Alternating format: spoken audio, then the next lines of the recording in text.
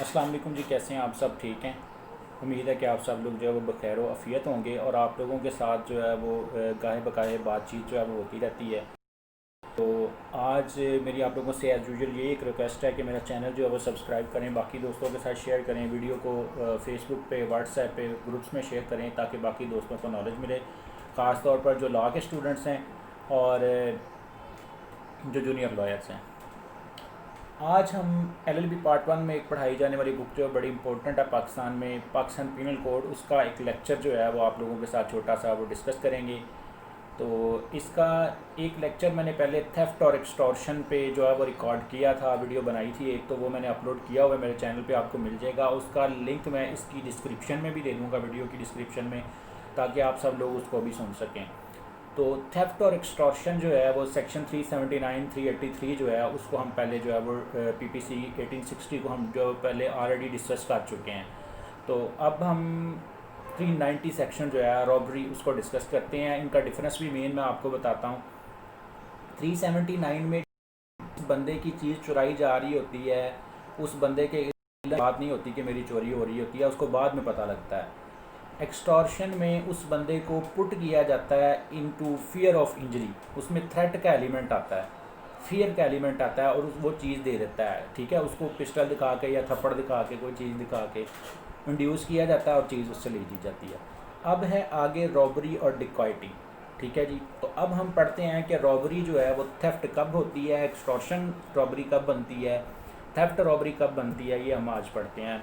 तो अगर आपके पास पीपीसी मौजूद है तो उसका जो है वो निकाल लें आप लोग, सेक्शन 390 निकाल लें, तो उसके साथ आप लोगों को जो है वो बहुत सारा नॉलेज आप लोगों को मिलेगा टेक्स्ट के हवाले से। जो स्टूडेंट्स हैं लॉ के, जो वैसे सुनना चाहते हैं वो वैसे सुन सकते हैं लेक्चर को, और अगर आप जो है वो लॉ के स्टूडेंट हैं और नॉलेज गेन करना चाहते हैं, पेपर आपने पास करने हैं, तो फिर जो है आप अच्छे तरीके से लेक्चर को सुनने के लिए निकाल लें अपना बेयर एक्ट।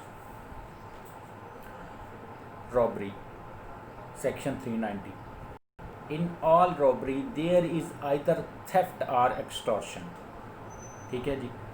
अब रॉबरी है क्या, पहली बात तो ये, when theft is a robbery, theft is a robbery if in order to the committing of the theft, किसी बंदे की चोरी चीज़ उठाने के वक़्त जो है ना क्या हो जाए, or in committing the theft, या चोरी करते वक़्त, or in carrying away or attempt to carrying away the property obtained by theft, वो चीज़ चोरी करते हुए, चोरी करके ले जाते हुए, या किसी भी और वक्त, द ऑफेंडर जो मुलज़म है, for that end voluntarily causes or attempts to cause, या तो वो सबब बनता है या कोशिश करता है सबब बनने की, टू एनी पर्सनस डेथ, किसी बंदे की मौत का सबब बन जाता है, आर हर्ट, या उसको चोट पहुंचाने का सबब बनता है, आर रॉन्गफुल रेस्ट्रेंट, या उसको किसी ख़ास डायरेक्शन में उसकी मूवमेंट को रोकने का सबब बनता है। ये 339-42 section wrongful confinement, wrongful restraint जो है वहाँ हम पढ़ेंगे इसको। Or fear of instant death, या उस बंदे को खौफ दिलाता है मौत का। अब मैं फ़र्क आपको बताता हूँ अभी।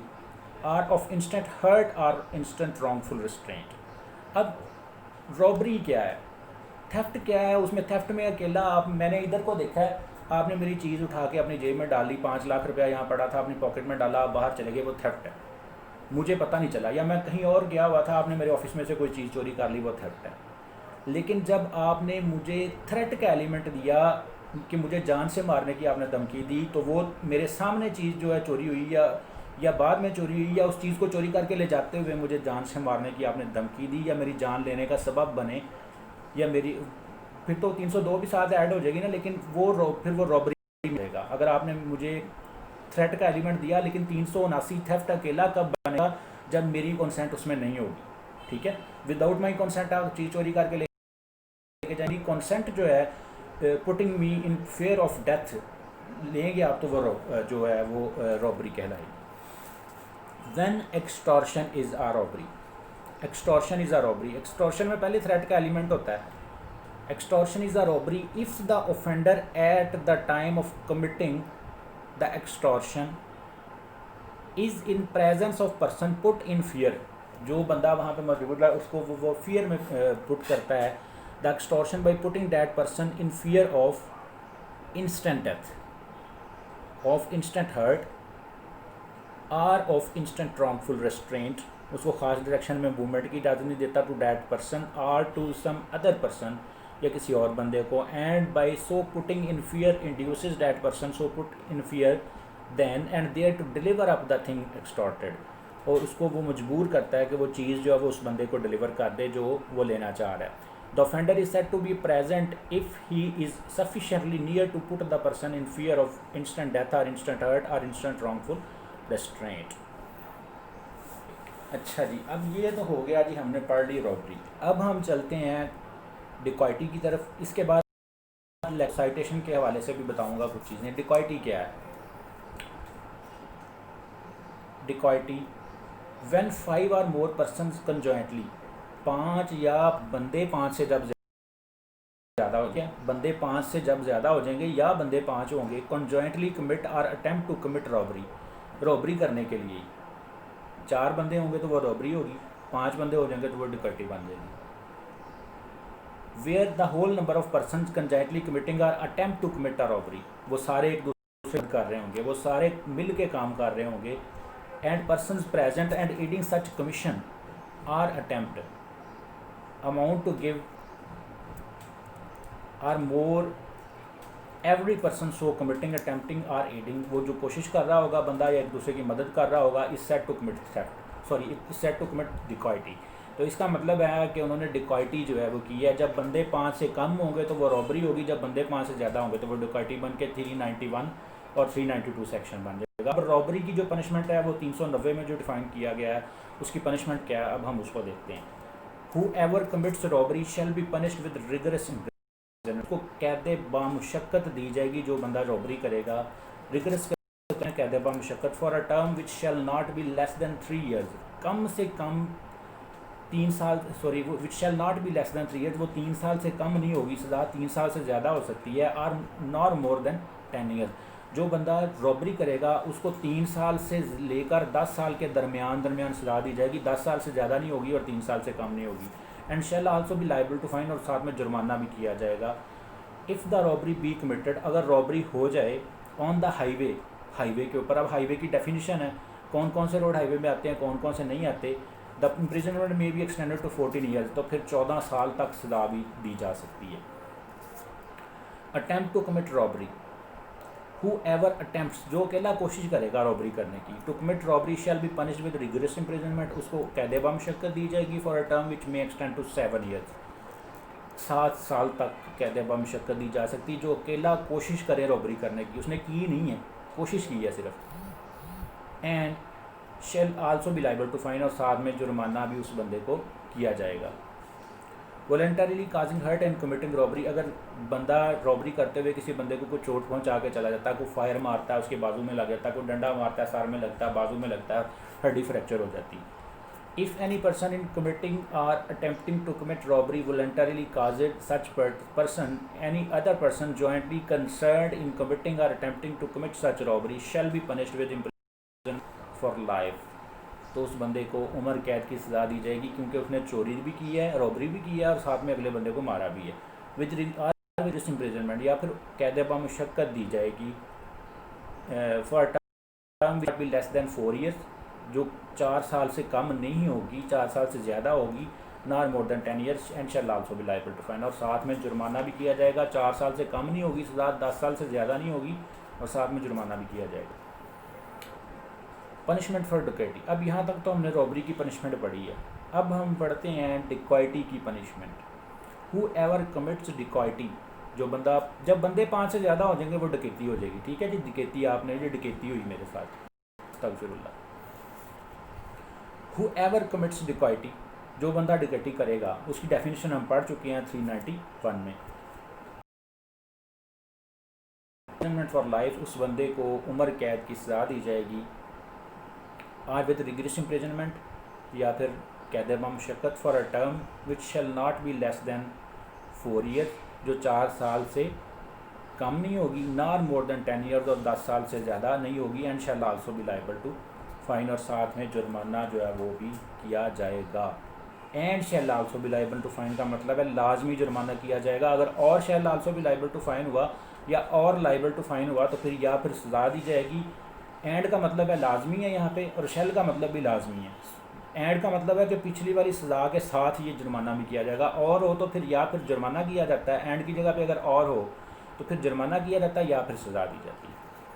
396 dacoity with offence, heinous offence है 302 की तरह।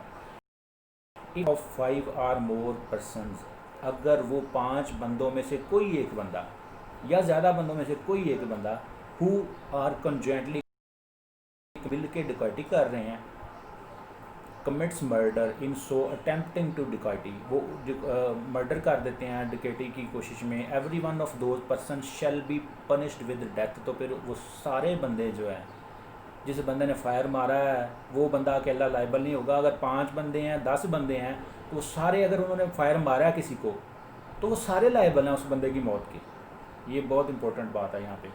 आर इम्प्रिजनमेंट फॉर लाइफ, या फिर उम्र कैद होगी सबको। Or with rigorous imprisonment for a term which shall not be less than 4 years, या फिर कैद बामुशक्क़त होगी जो कम से कम 4 साल से ज़्यादा होगी, 4 साल से कम नहीं होगी। नॉट मोर देन 10 ईयर, या 10 साल से ज़्यादा नहीं होगी। And shall also be liable to fine, and shall also be liable to fine. And shall also be liable to fine का मतलब है साथ में जुर्माना होगा हर सूरत।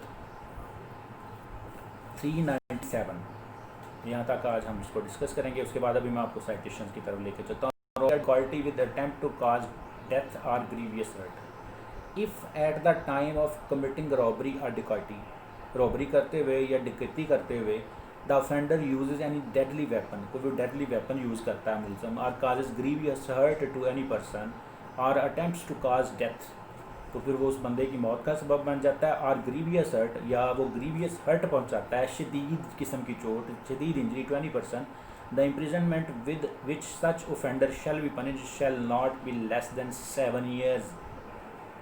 अगर डकैती करते हुए या रॉबरी करते हुए वो बंदा जो है, जो मुलज़म है, वो नुकसान पहुंचाता है अगले बंदे को ग्रीवियस हर्ट का, तो फिर कम से कम जो सज़ा उसको दी जाएगी वो क्या होगी, 7 साल की सज़ा दी जाएगी।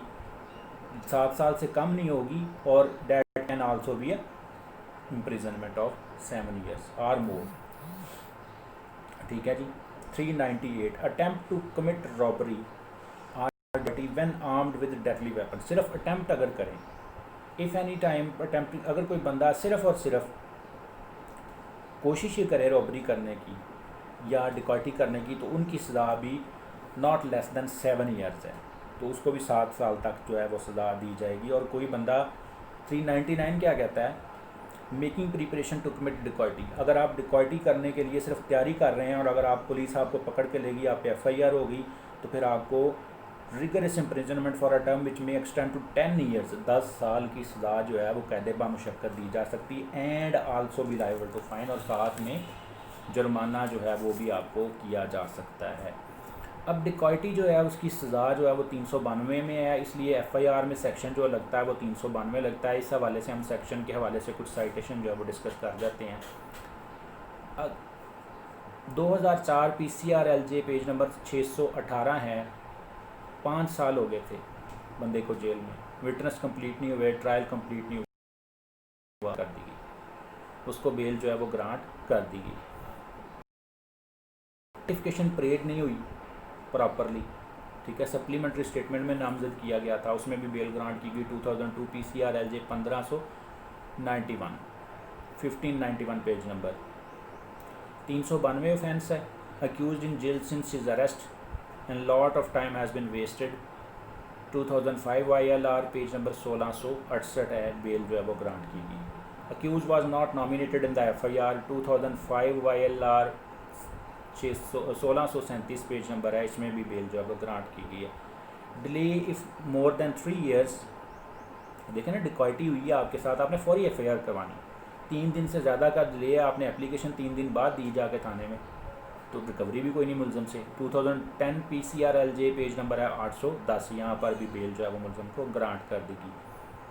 Name of the accused mention by the complainant. अगर आपके साथ डकैती होती तो आपको नेक्स्ट पर्सन जो आपके साथ डकैती कर रहा है उसका नाम नहीं पता होता। अगर आपने नाम खुद बताया है तो फिर मोस्ट प्रोबेबली कोर्ट जो है ये समझती है कि आपने बंदे को जानबूझ के इन्वॉल्व किया उस केस में, ठीक है, मशकूक बनाया, डाउट जो है वो case.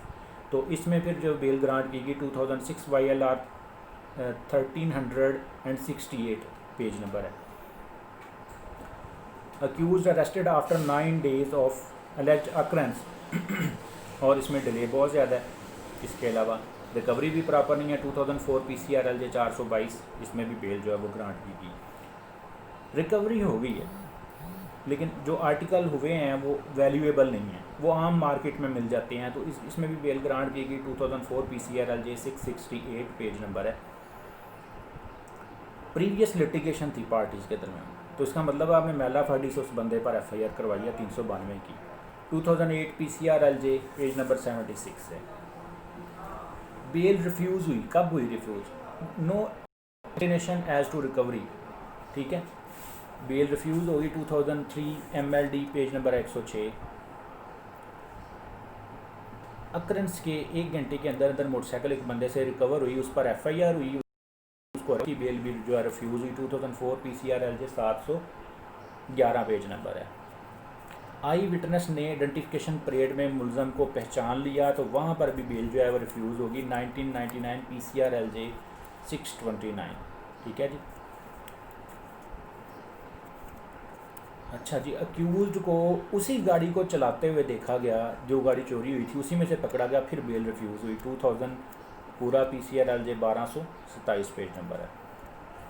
Sufficient evidence available on the file, तो उसमें भी बेल रिफ्यूज़ हुई। 2003 PCR LJ पेज है 179। मुलज़म को आइडेंटिफाई कर लिया गवाहों ने और गवाही प्रॉपरली आगे कोर्ट में दी, बेल जो है वो रिफ्यूज़ होगी। 2003 PCR LJ 117। Snatched motorcycle was recovered from the accused, वही खुद चला रहा था। 2012 MLD 581 पेज नंबर है। जेल में है, ट्रायल कंप्लीट नहीं हुआ, ठीक है। PLD 2001 के Karachi high court page number 67 उन्होंने उसको बेल ग्रांट कर दी अक्यूज्ड को। तो ये कुछ साइटेशन थी आपके साथ। इंजर्ड PW जो है ना, उसने अक्यूज़ को जो है ना रिकग्नाइज़ किया, उसमें भी बेल जो है वो ग्रांट नहीं हुई, रिफ्यूज़ हुई है और साथ में उसको अक्यूज़ को सज़ा भी दी गई। 2001 PCR LJ page number 114। Previous litigation थी पार्टीज के दरमियान, इसमें 100% बेल हो जाती है। 2000 पूरा CRC 828 है, पेज नंबर PLJ है। Non holding of identification parade पर बेल ग्रांट कर दी जाती है आमतौर पर। 2002 supreme court monthly review 1304 page number. IO ने अक्यूज को इनोसेंट डिक्लेयर किया, इसमें भी बेल ग्रांट कर दी गई। 1999 PCR LJ 944 पेज नंबर था। प्रोसिक्यूशन जो है ना उसने इसमें प्रॉपरली कलेक्ट नहीं की, इसमें थारोली चीज़ों को जो है वो डिस्कस किया गया है। तो मेरी आप लोगों से रिक्वेस्ट है, वीडियो को फेसबुक पे, व्हाट्सएप पे, डिफरेंट ग्रुप्स में अपने दोस्तों के साथ जो लॉ कर रहे हैं, जो जूनियर्स हैं, उनके साथ शेयर करें। इस चैनल पे आपको बहुत सारी वीडियोस मिलेंगी इंशाल्लाह। इन नेक्स्ट डेट मैं आप लोगों को जो है जनरल नॉलेज पे भी कुछ टॉपिक्स पे वीडियोस बना के दूंगा। तो उम्मीद है कि आप सब लोग जो है वीडियोस को लाइक करेंगे, सब्सक्राइब करें चैनल को, मुझे अपनी दुआओं में याद रखें। अस्सलाम वालेकुम।